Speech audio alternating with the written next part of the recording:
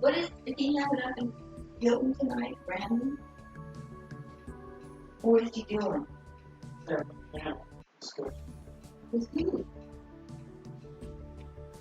Pretty show. Diamondbacks lost the points. Is he running for you? They got the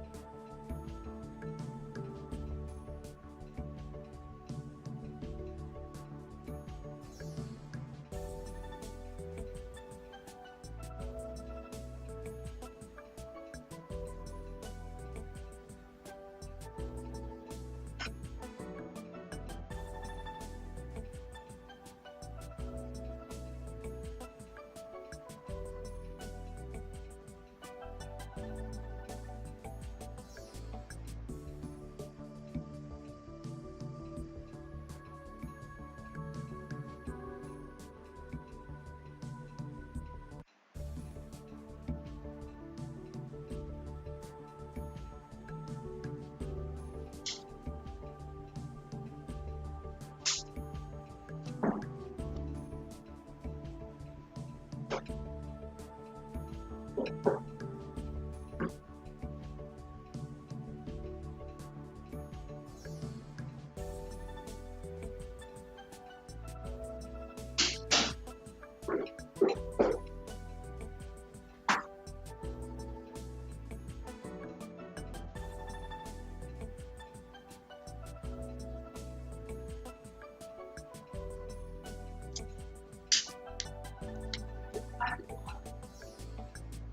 hear you with that. I hear you. Hear you.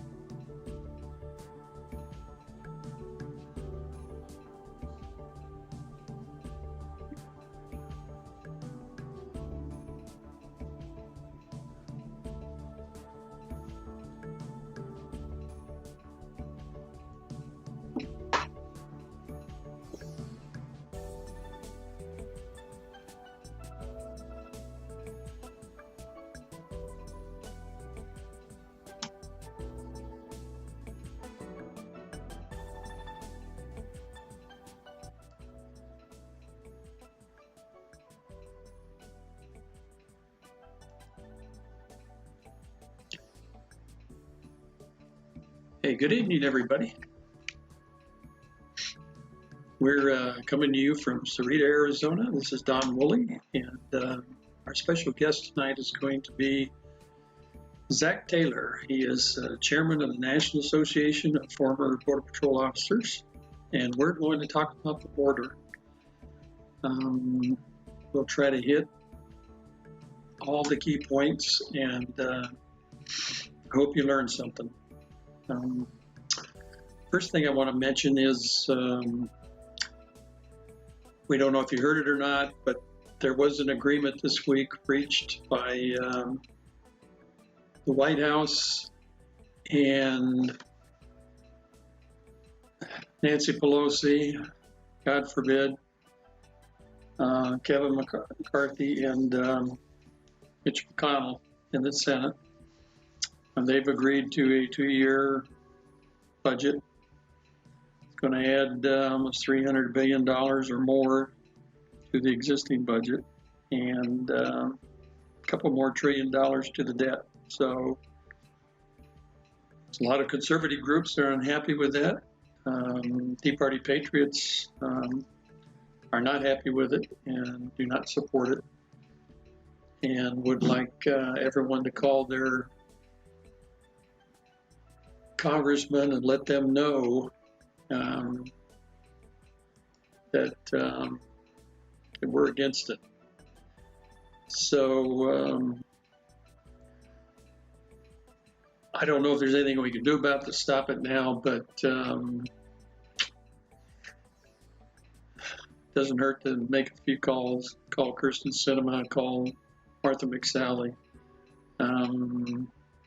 Probably wouldn't do any good to call Anchor Patrick, but you can call any of your representatives in Arizona. So if you have a chance to do that, it only takes a few minutes, and voice your concern about it.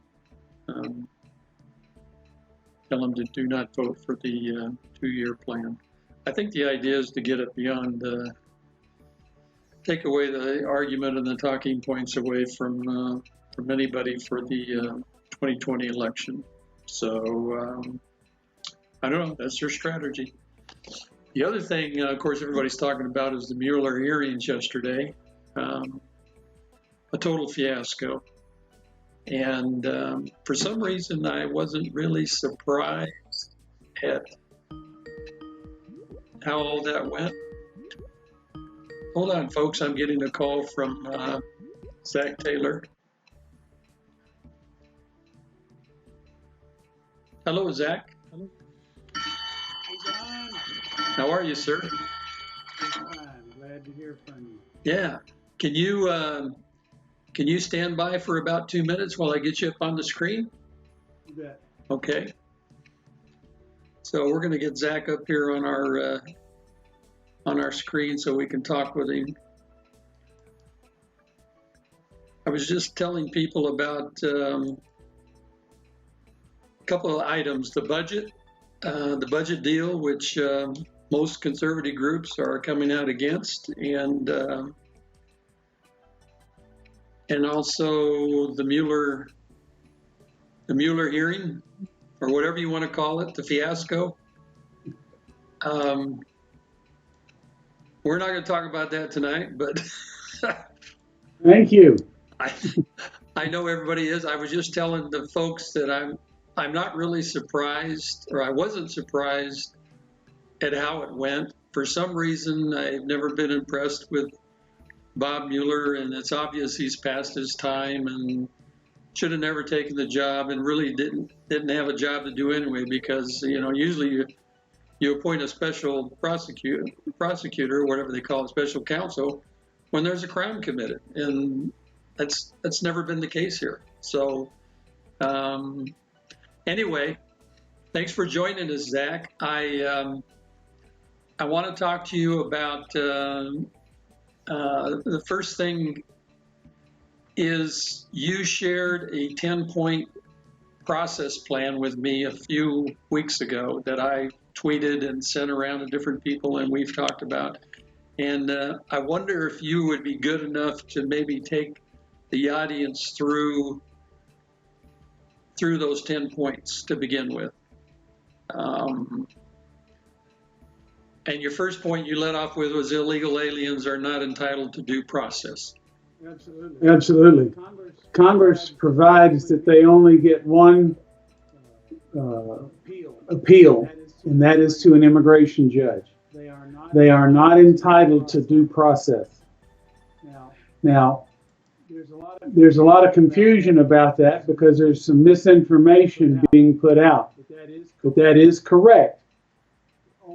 Only a hearing before an immigration judge. So, when an asylum applicant, for instance, comes to a port of entry, they're on neutral ground while they're at the point of entry.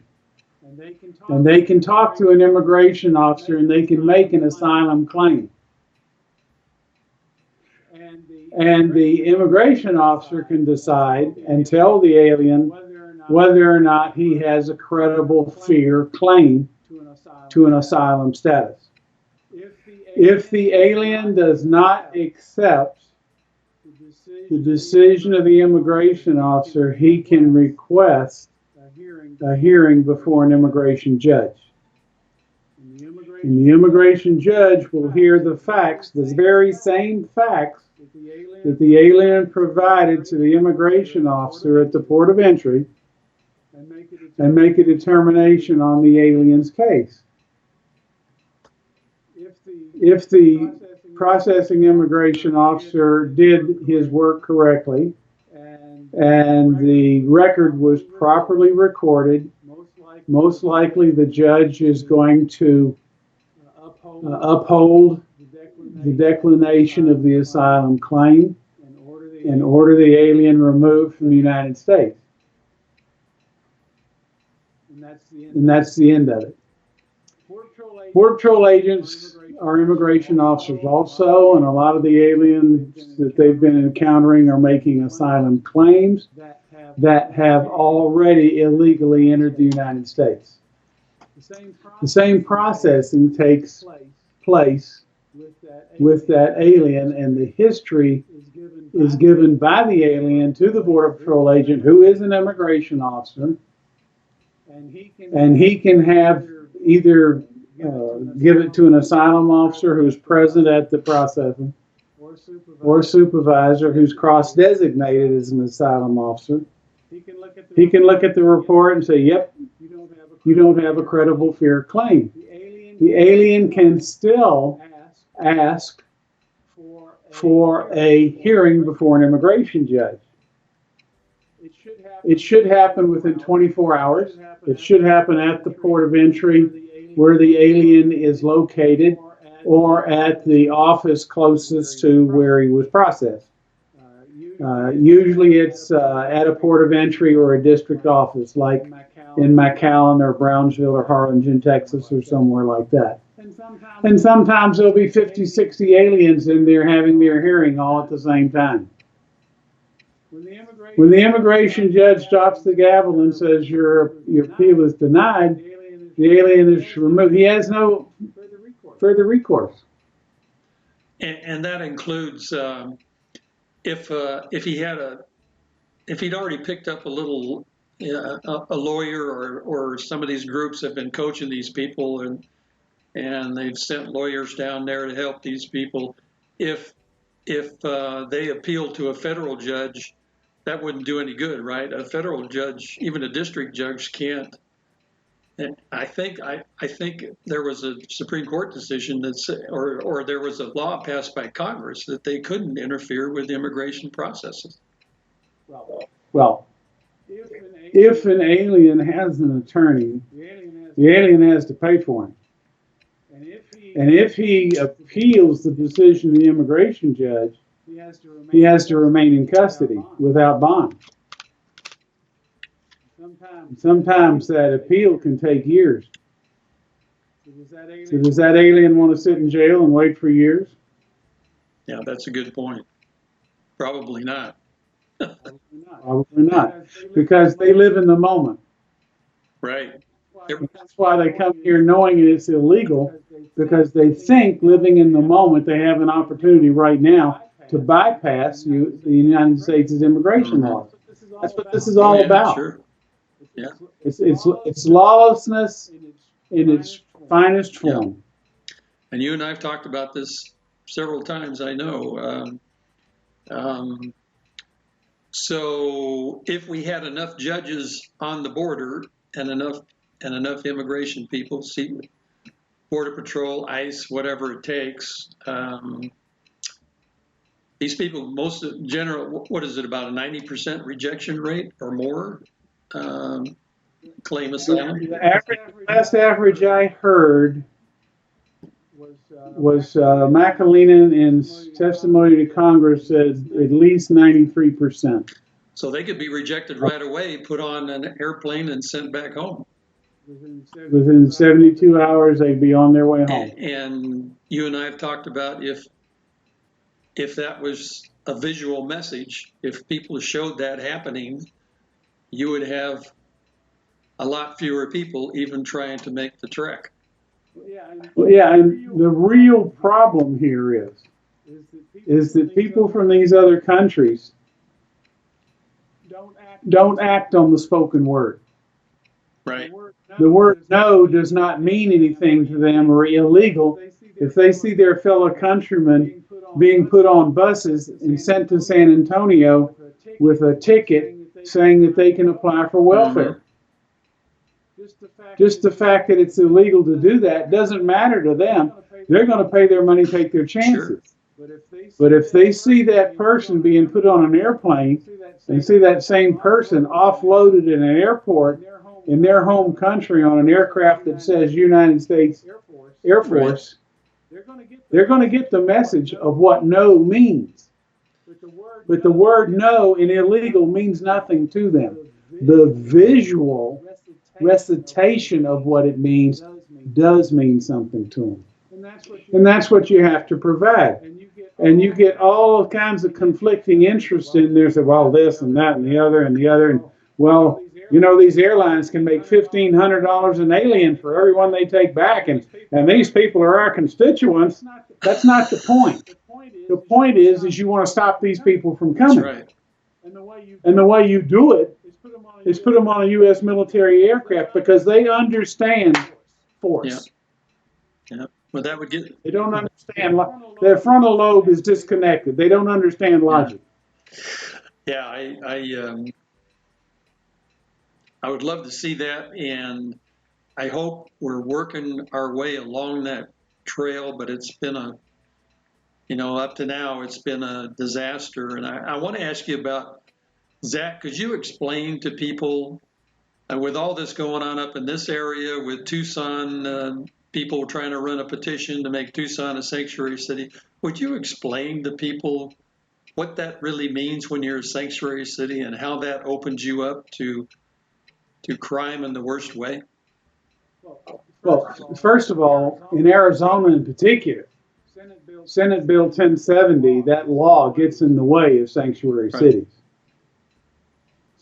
So just the fact that the city of Tucson or the county of Pima is entertaining or promoting this idea of sanctuary is a prelude to anarchy. Because what you're saying when you're saying sanctuary is we're not going to follow the law. Right. Why? Because we don't want to. Well, what if I don't want to abide by the speed limit? Or what if I don't want to pay my taxes? Or what if I don't like the guy next door and I go over there and shoot him? You know? Every anarchist, every point of anarchy has its beginning. And we can look at these sanctuary cities, in particular in North Carolina, where I think they had 331 cases of child molestation in 1 month committed by illegal aliens. Well, those people shouldn't be here. The number one problem is almost all of these had been through the judicial system, had been arrested for one reason or another, should have been turned over to ICE, and they were not. So then you go back to North Carolina and you talk to the criminal justice people that are evaluating this data, and they're saying that around 12% of these child molestations are reported, and 87% are not. So if you got 331 illegal aliens committing these, and that's only 12% of what is known, just exactly what is going on in North Carolina. A nightmare. We don't know. See, and the real thing that people don't understand about immigration is that we don't know what we don't know. It's just like this guy that's accused in Dallas of murdering these elderly women who are in nursing homes so he can rob them. Yeah. Well, it looks like him and the guy that murdered the young lady in Salt Lake City both got here by fraudulent means. They shouldn't be here. Yeah, and if they're not here, those things wouldn't have happened. That guy in Dallas, he killed more than 50 elderly people, right? Isn't it? Well, they're charging him with 4. Oh, okay. And they're still working on cases of 12 more immediately with a prospect of, like you said, 50. Yeah. Well, he should have been caught the first. First of all, he shouldn't have been here. Okay. Just like the guy in Salt Lake City. He shouldn't be here. These people are human trafficked. Okay? When you come here and you pay a woman to marry you for a sham marriage so you can get a green card, you're here fraudulently. You're illegal. You committed a crime, she's committed a crime. If there's no consequences for that $5,000 or $10,000 he paid her for the sham marriage to the person that accepted the money and the person that paid it, and the reward is a green card to be able to stay here and work and in 5 years apply for citizenship, what's the downside? Once you start ignoring immigration law and not enforcing it as written, these are the kind of problems that you invite. Sanctuary cities plus the illegal aliens equals transnational crime. Right. Now that could be heroin, that could be marijuana, it could be methamphetamine, it could be children imported for sexual exploitation. It could be coming here to engage in immigration fraud, identity theft, you name it. But the problem is people don't understand that immigration covers all of that. Okay? Right. A city police department, take for instance, Tucson Police Department is concerned with their general orders. That's what the chief and the mayor and the city council have decided is a priority outside of Arizona revised statutes. It's important to the police officer in Tucson. So if the chief comes down with a general order and says you will not question people that you encounter about their immigration status, the officer already knows that's, according to state law, he is directed to do that. Yeah. Now he's got a general order telling him not to. Right. But this is where anarchy begins. When you confirm and institutionalize illegal activity. And that's exactly what Tucson's up to. You know, that one of the people running for mayor, her name's Regina Romero, and she's been on the city council up there for, I think they said this morning, 12 years. And she said, well, I have relatives that are illegals. She calls them undocumented, and I wonder why someone, you wonder why some reporter or someone doesn't say, well, if you know they're illegal and they're here, why don't you encourage them to gain their citizenship? Why don't you encourage them to apply to be a citizen? Why do you want to keep it? You're going to make the entire city a sanctuary for those people and invite that transnational crime into the city? Heroin, I saw a news report, Zack, where heroin use in Tucson is 7 times what it was last year. And you know where that's coming from. Exactly. And you can look at it's heartbreaking, the number of deaths from opioids. Yeah. China and India were sending the precursor materials for methamphetamine into the United States in 100 metric ton shipments.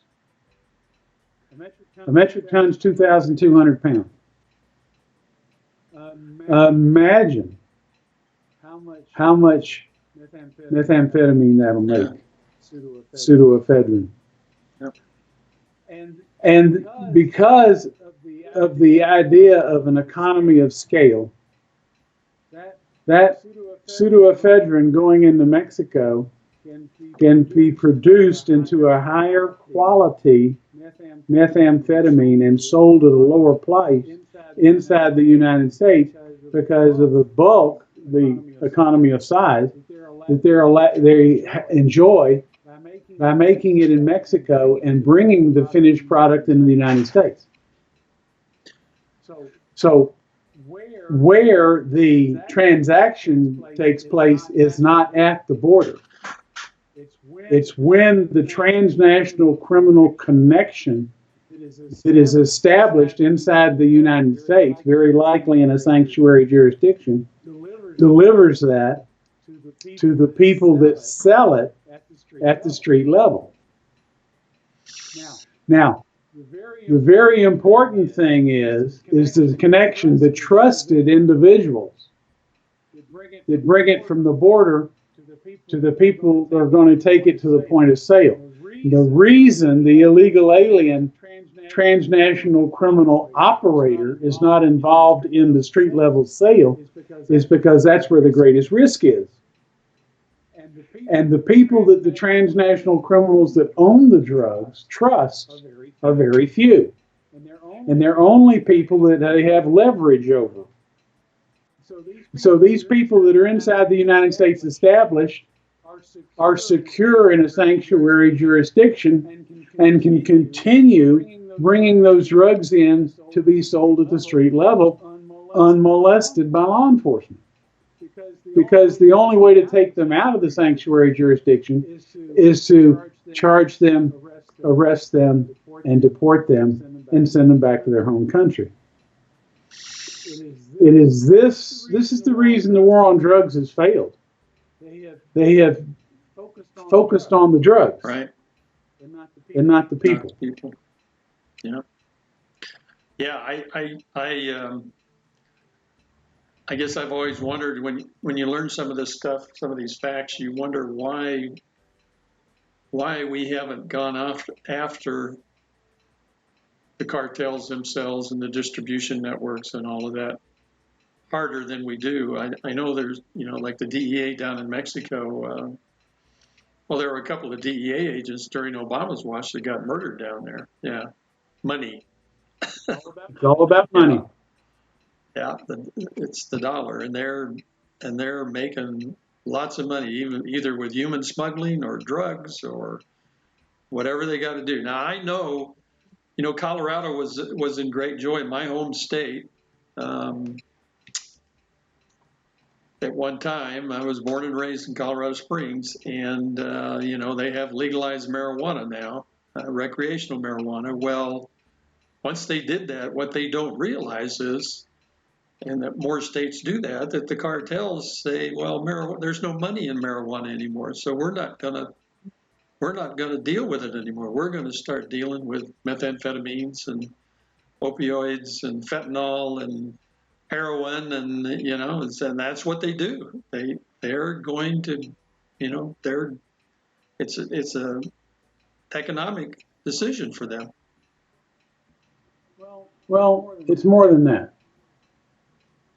It's an economic decision in America. And if you'll notice, John Boehner, the former Speaker of the House, is leading the charge to legalize marijuana nationwide. Mm-hmm. Yeah.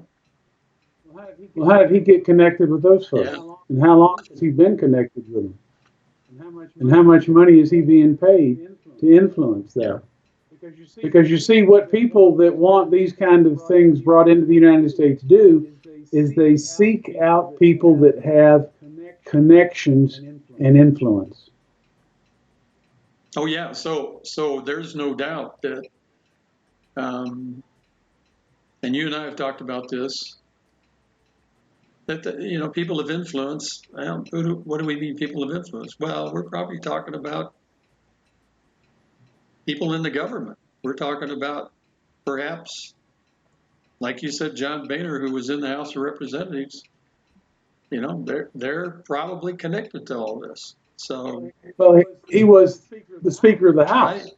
He was the head, which is numero uno in the right. House. The head man. Okay. Yeah. Let's take this one step further. It's illegal, as I understand it, for a legislator, a congressman, or senator to engage in lobbying for a couple of years after they leave office.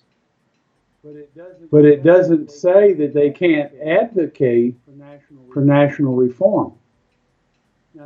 Now, to a large part, the people that are selling the idea of recreational marijuana are very good salesmen. Yeah. But they're not telling the whole truth about marijuana.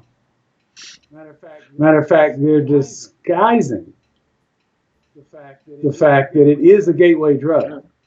Yeah, well, they'll deny that. It's true. The other thing about marijuana is what's available today is many, many, many times more potent than what was available 20 years ago. So a lot of the people that were in their college years, their 20s, are now 40. And we see more and more people that are starting with marijuana in their 30s.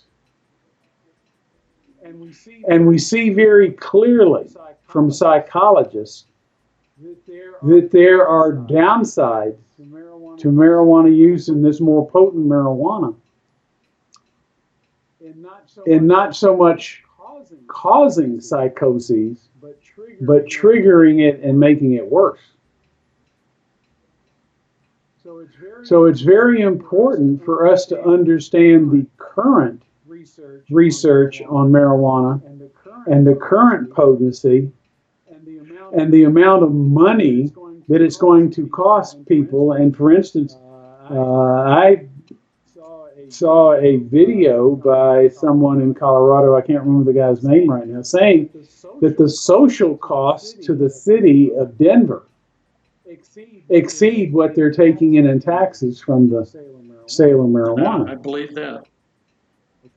Okay. Yeah, I believe it. You know, Americans are worldwide known as great salesmen. And we're being sold a bill of goods about recreational drugs. Okay. We learned our lesson about alcohol. But let's remember that America was engaged in worldwide heroin trafficking before the American Revolution. And that for many years it was legal. Opium was legal. Heroin was legal. There is a reason why it's illegal now. Okay? It's one thing to get intoxicated. It's another thing to be addicted. Right. Now we know there's some people that are alcoholics. They have an addictive personality. That's a percentage thing. But heroin, methamphetamine, and apparently these stronger and mixed marijuana derivatives, and I'm talking about people that add liquid heroin to a marijuana bong or a cigarette, are getting way more than a marijuana high. Mm-hmm. Oh yeah. And it's, you know, people that aren't, even people that have a good psychological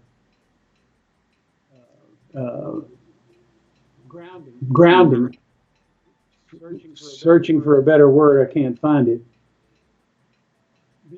become susceptible to psychoses under those circumstances and can become a problem. And they do hear voices, and they do see things that aren't there. So, why should we want to go there? Yeah. Is that do we want to make that available to our children? Right. And do we want to encourage them? We want to encourage them. That's right. Yeah. Well, people need to think about all those things. I mean, you know, they kind of live their everyday lives, and they don't really sit down and give a lot of this stuff a lot of thought. So until it happens to them. Until it happens to them, right? And they say, "Oh my, it's somebody else's fault." No, it's your fault. Yeah, that's right.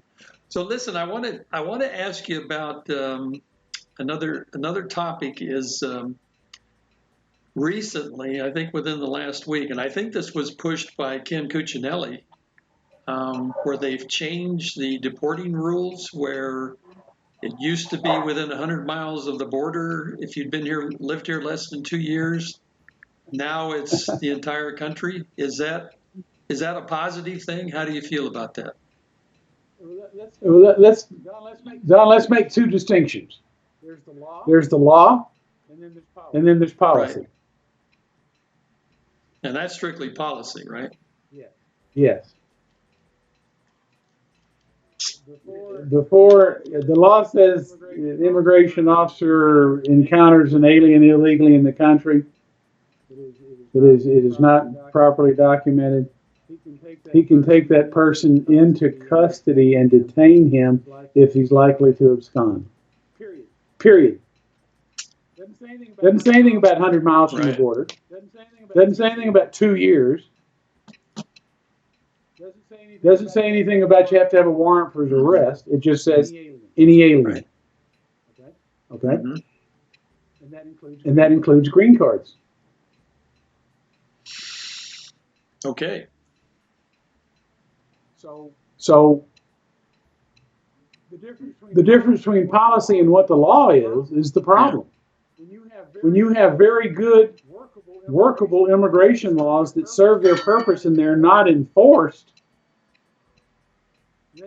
then you have residual results, like they're having in North Carolina with all of the child molestation. Yeah. Okay? Yeah.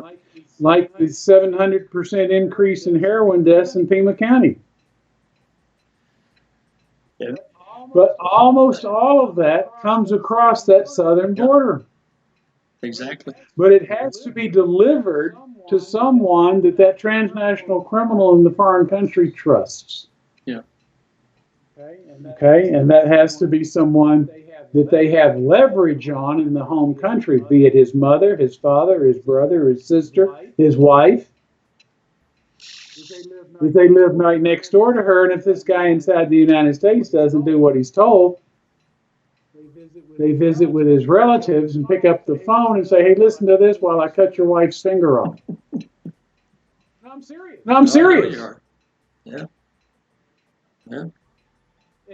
And people in America say, "Oh, this is a humanitarian crisis." You bet it is. And you look at the number of murders in Mexico, the hundreds of thousands of murders in Mexico, and dismemberments and disfigurations. And the reason that's going on is because we're buying their drugs. That's right. And it couldn't happen without the sanctuary cities allowing these people to operate inside their jurisdictions. So how is that humanitarian? Yeah. And that's a wonderful point you're making too, because people wouldn't connect those two things together. It's more than brutality of the cartels. It's all behavior related and connected to their distribution and drugs. Their control of the gateway into the United Right. States. See, there's priorities that the cartels have. And unfettered access to conduits into the United States. Let's take the port of entry at Nogales. That's controlled by the Sinaloa cartel. As long as the Sinaloa cartel controls the Nogales, and we're talking about the two ports of entry as well as the border area in Santa Cruz Right. County, has over 1,000 Border Patrol agents assigned to it. Smallest county in the state. Why do they have 1,000 Border Patrol agents assigned to it? Because it is the largest drug and alien smuggling corridor in the United States. And the Sinaloa cartel controls it. So if you want to bring something through a port of entry, you want to bring something around the port of entry in Nogales, Arizona, you have to go through the Sinaloa cartel. And they do it every day. Every day and every night. Every hour. Yeah. Yeah, it's 24/7. Sure. They have unlimited resources. They Pay whoever they have to. on this side of the border, they influence people with money, and in some cases, violence if they don't conform. So another question I wanted to ask you about some of the people involved with immigration now. Homeland Security, the temporary director or secretary, I guess they call him, is Kevin McAleenan, who you and I have talked about before. I think the acting director of ICE, if they call him a director, I don't know if they do or not, but for sake of argument, let's call him the director of ICE, is Matthew Albence. Albence. The head of the Border Patrol is Carla Provost. Correct. And the head of USCIS, which some people may not be, which is kind of, I guess it's kind of the director of immigration, and that's Ken Cuccinelli, who is just a recent come on to the Trump administration. So are you impressed with any of those folks that were going to make any headway with this terrible problem? Or do we have to wait till Tom Homan becomes the border czar? What do you think? Well, Ken Cuccinelli, I'm going to go in reverse order, Okay. is in charge of processing of aliens for citizenship and immigration benefits. The organization that he inherited operates under the get to yes mentality. It's going to take him years to turn that around. The get to yes mentality has fostered and encouraged fraud. Marriage fraud, immigration fraud. I think Ilhan Omar did a marriage fraud with her brother, and I think she also obtained citizenship through fraudulent means. She was in, the way I read it, she was in Kenya, wasn't even in Somalia when she lied about, she lied on her papers, and she should. Well, yeah, the United Nations helped her do it. Sure. And see, there's the problem right there. The United Nations is responsible for a lot of our problems, immigration-wise, because they're operating under a policy or a program they called population replacement.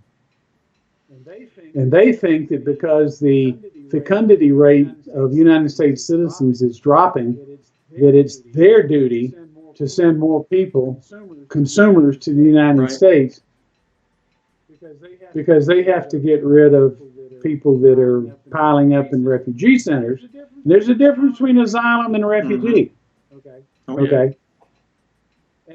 And they get paid for each one of these people they get relocated. So it goes back to money and power. Who do you think, Zack, is getting these people across the ocean from Africa into Mexico? The UN. Is it the UN?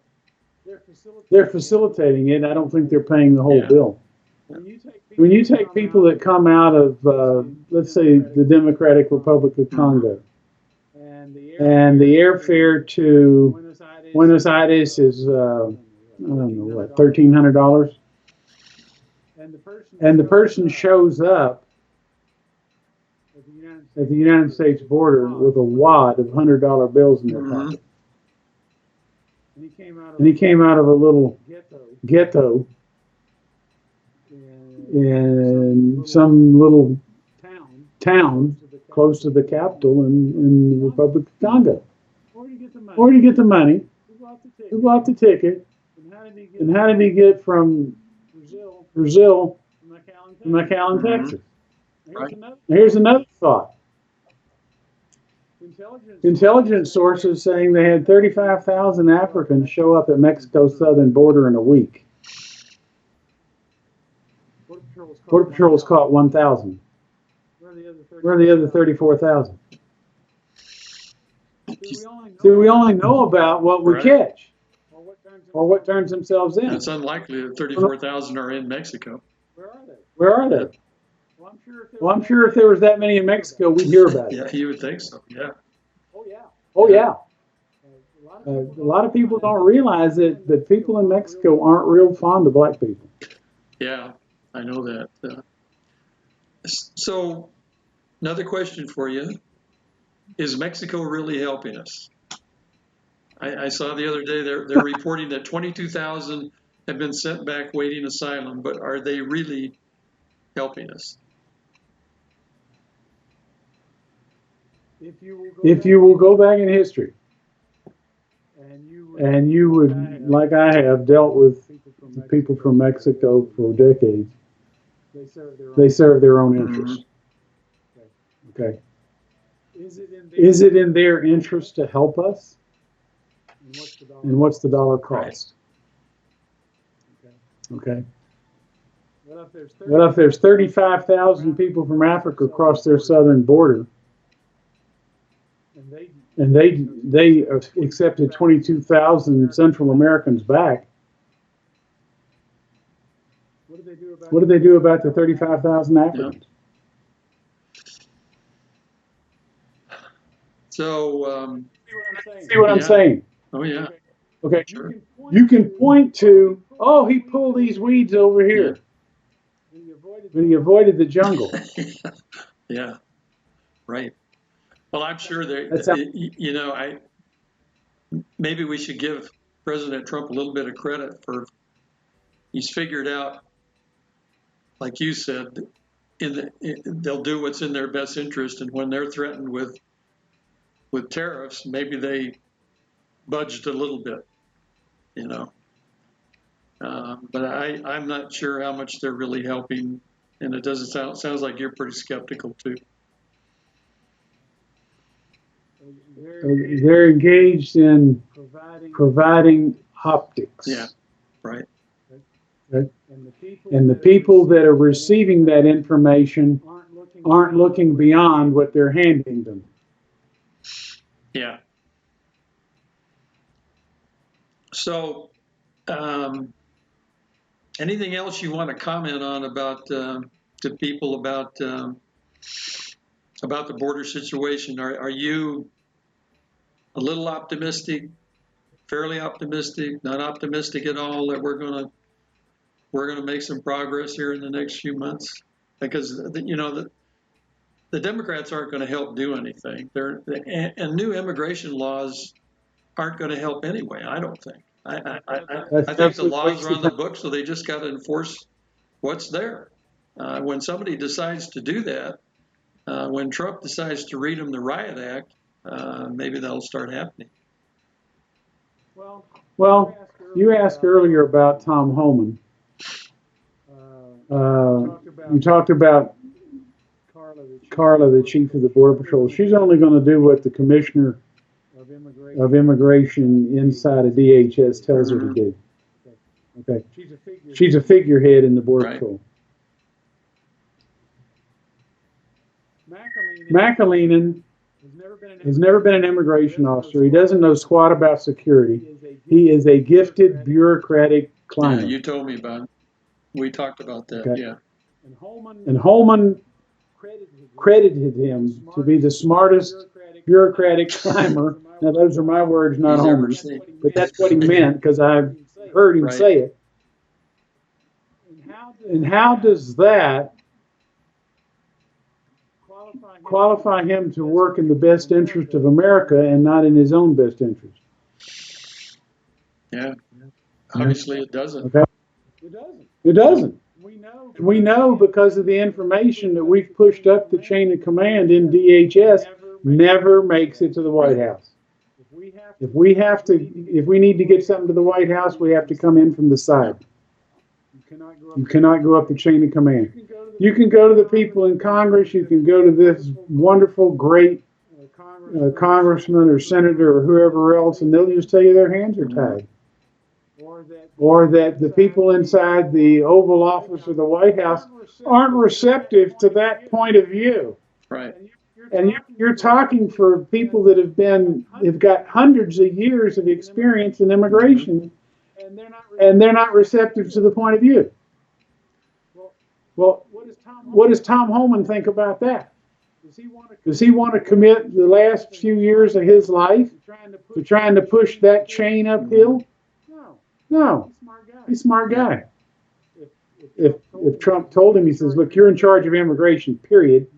You tell McAleenan what to do. You tell Steve Miller here in the White House what to do. And you tell the three commissioners of immigration and customs what to do. Homan might do it. And tell him tell Trump not to listen to Ivanka and Jared. Well, not to listen to anybody but Homan. Right. Yeah. Okay? And if Homan says, Trump, this is what we need to do, Trump picks up his pen and his telephone and gets it done. Because Homan knows. See, he's been an immigration officer all his career. I know that. He understands the situation. All the rest of these people, and I'm being charitable when I say some of the people in the upper echelons of the Border Patrol are experienced, because I know them, not quite a few of them. And I think there's a couple of them that in their entire career haven't processed 20 aliens. Yeah, I would like to see Tom get involved. His testimony to Congress, I think it was just a week ago, was just wonderful. I mean, you're talking about somebody setting people straight, and people that didn't have a clue what they were proposing, talking about, all the emotional BS that always comes out of those people. Holman was he was pretty direct and pretty straightforward with them, and it was interesting to see some of the clips from that testimony. The takeaway from what Holman has been telling Trump, and he's telling Congress, and he's telling everybody that'll listen, is that immigration is a national security issue. Right. It's not a humanitarian Right. issue. It is a public safety issue. It is not a humanitarian issue. You have to take the emotion out of those decisions. And the mainstream media and Congress and everybody else that talks about it keeps flooding it with emotion. Okay? If Trump says America first, then he needs Tom Holman. Yeah. If he means it. Right.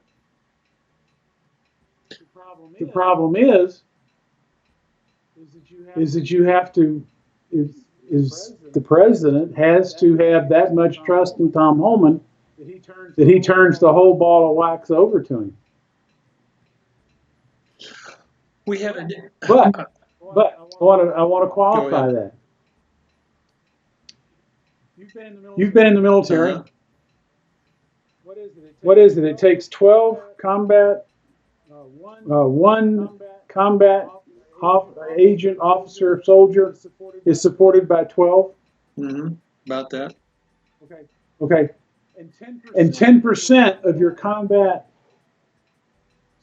soldiers are warriors. Tom Holman is not going to take this job if he can't have warriors working for him. He's not interested in people that have been in the immigration service, people who have been in the Border Patrol, people who have been special agents. He needs warriors because he's fighting a war. This is asymmetrical warfare being waged on the United States by foreign powers. Yeah. And the sooner we come to that realization, let's forget about the wall. Let's forget about this and that. Let's forget about children in cages. Let's talk about the asymmetrical warfare aspect of it. Who's financing it, how they're doing it, and who is benefiting. And go after it. That's what Holman wants to do, and nobody wants to go there. Yeah. Well, you and I told you that if I were president for the day, and these scouts that are on these mountaintops around southern Arizona, in 24 hours, they'd be gone. And I don't have to tell anybody how I do that. They just wouldn't be anymore. And I don't know why we tolerate that nonsense. It just drives me crazy. Do you remember in 2010 when CARE put pressure on the FBI to change their counterterrorism training? Right. Because it was derogatory toward Muslim people. Right. And who was the director of the FBI at the time that had that removed? Well, it was Bob Mueller, wasn't it? Or was it Comey? Robert Mueller. Mueller. Yeah, I thought it was Mueller. Yeah. So when you've got people that were operating at that level in the government, and we know that James Comey was a political operative inside the government, Holman knows what he's up against. Oh, yeah. Yeah. We knew people inside the Immigration Service knew when they created Department of Homeland Security, they created a huge problem. They didn't solve any problem. No, and Right. you know that's the knee-jerk reaction that It wasn't a knee-jerk reaction. No, it was intentional because they were unable to control at that time the Immigration Service because it was under the Attorney General. And the Attorney General wasn't going to do anything. It was going to get him sued.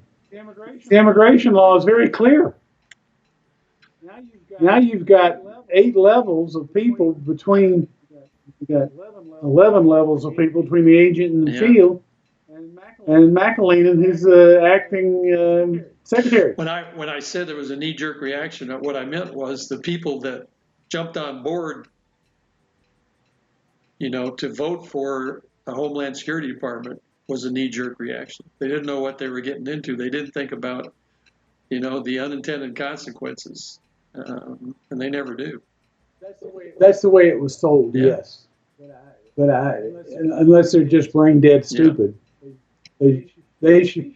People in Congress should know by now how bureaucracies don't function. And the bigger the bureaucracy, the more dysfunctional it is.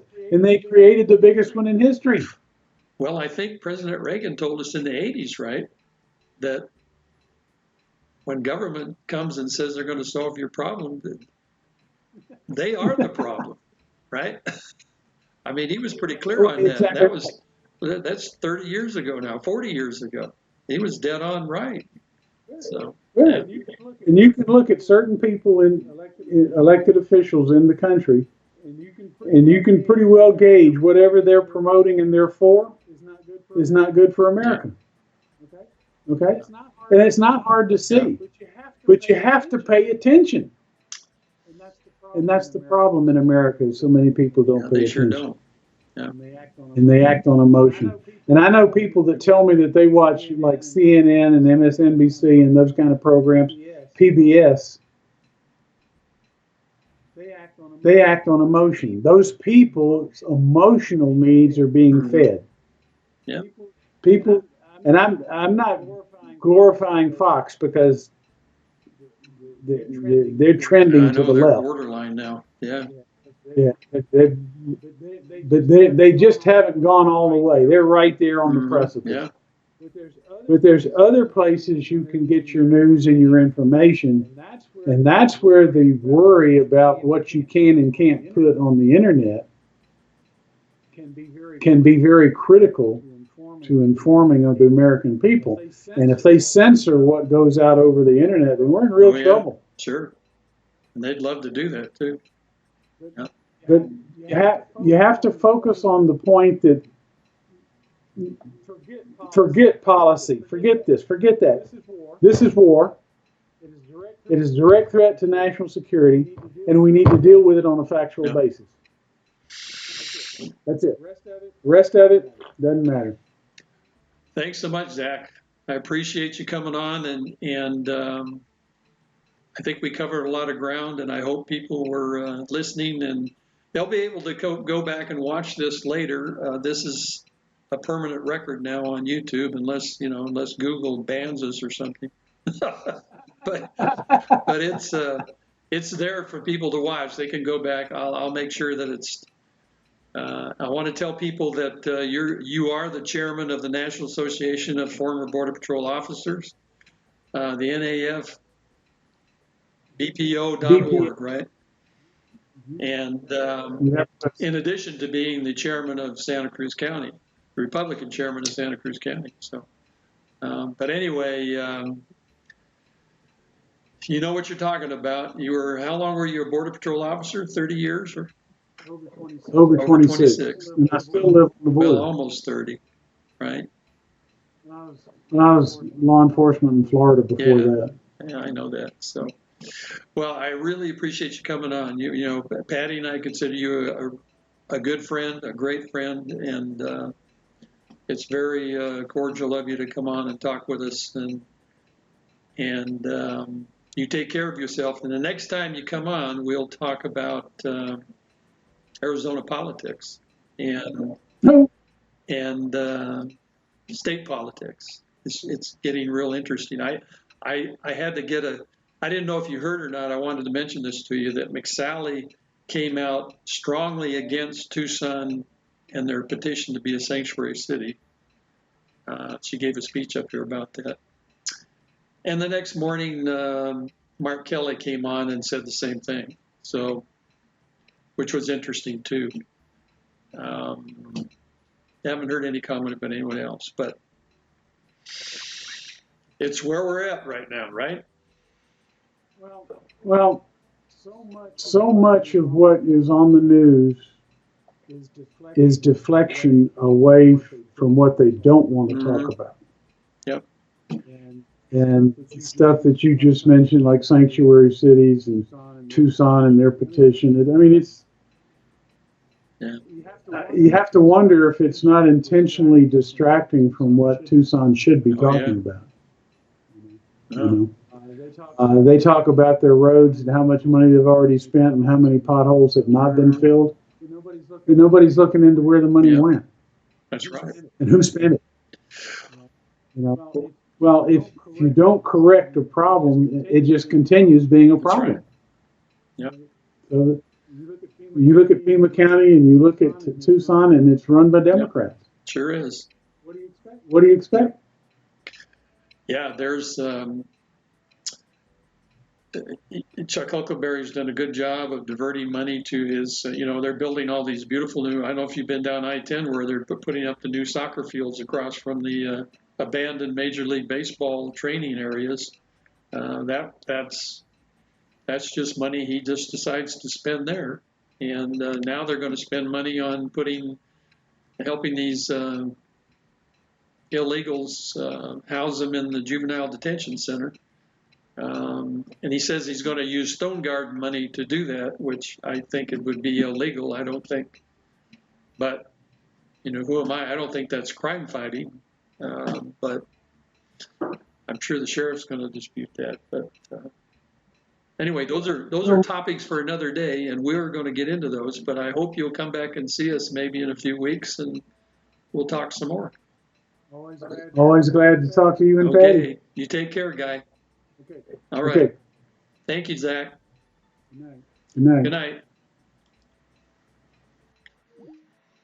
Okay, ladies and gentlemen, so we finished up with Zack Taylor. I hope you enjoyed that conversation, and it was enlightening, maybe shocking in some cases, but Zach's right. This is asymmetrical warfare against our country, and once you understand that, you'll have a better perspective of what's going on down on the border. So I would like to talk about one more thing before we sign off tonight. A lot of discussion about the wall, and this is one of the distracting things too that gets people off the subject. But the wall is actually being built. I know that the Border Patrol released a press release on July 11th that said that they completed 50 miles of new border wall, and it's in the area of San Diego, El Centro, and El Paso in the Rio Grande Valley sectors. So they've got funding for another 80 miles solidified, and some information that I dug up. If you go do a little research, you can go to the Border Patrol. You can find the information about the wall and some of the areas they're building in. Here's what I found out. They completed a large section down in Santa Teresa, New Mexico, which is east of, it's west of El Paso, and it's several miles. I think it's 40 miles, maybe more. They completed some wall down in the Rio Grande Valley, and they're continuing to build down there. They're also putting in new border gates down there, which is being done by a San Antonio-based company. And if you research this stuff, you can actually find videos of some of these things. They're working on a new wall in Yuma and in Lukeville, which is in Arizona, of course. It says construction will resume along the Arizona-Mexico border as crews begin replacing 32 miles of existing primary fencing in the southwestern part of the state. 27 of those miles are in Yuma, 5 miles are in Lukeville. They've also doing some work starting in July in El Centro in San Diego for more replacement wall and new wall. And completed projects, they've completed walls in the area, new wall in the area of Calexico, El Paso, and Santa Teresa, New Mexico. So there is some progress being made on Trump's wall, and that can only be a good thing. There's a lot more work to be done, but I wanted you folks to know about that. So with all that, we didn't take any breaks tonight. We'll say goodnight. Thanks again to Zack Taylor for joining us, and we'll see you folks next week. Brandon Martin will be our guest candidate for Congressional District 2. And we're going to be on Wednesday night instead of Thursday, Wednesday night at 5 o'clock. We'll talk to Brandon about his campaign and some other topics that he would like to share with you. For the time being, for the Sahuarita Tea Party YouTube channel, please subscribe. Click on the subscribe button and click on the little bell. That's a reminder to you that there's a program either coming up or that's on. And again, next week, Brandon Martin, 5 o'clock, Arizona time, Wednesday, and that's July 31st. Good night, everybody. Take care of yourselves. I hope you enjoyed the program.